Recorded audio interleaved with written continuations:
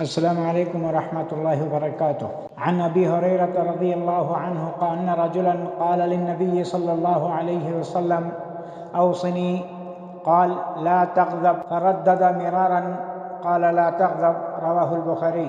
حضرت ابو ہریرہ رضی اللہ تعالی عنہ سے روایت ہے کہ ایک شخص نے رسول اکرم صلی اللہ علیہ وسلم سے درخواست کی کہ مجھے وصیت فرمائیے۔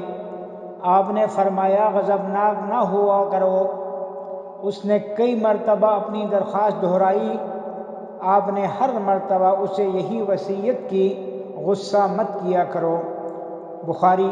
احباب گرامی، غصہ جو مذموم ہے اور جس سے روکا گیا ہے، یہ وہ غصہ ہے جو دنیاوی معاملات میں ہو، لیکن جو غصہ اللہ اور اس کے دین کے لیے ہو، یعنی اللہ کی حرمتیں پامال کرنے پر انسان کو غصہ آ جائے، تو یہ غصہ محمود و مطلوب ہے۔ جس کے مزاج میں تیزی اور غصہ ہو، اسے بار بار غصہ نہ کرنے کی تلقین کی جائے تاکہ اسے اپنی اس کمزوری کا احساس ہو اور اس سے وہ بچنے کی کوشش کریں۔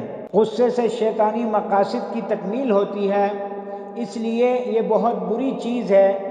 اس لیے اس موقع پر شیطان سے پناہ مانگنے کی ہدایت بھی کی گئی ہے۔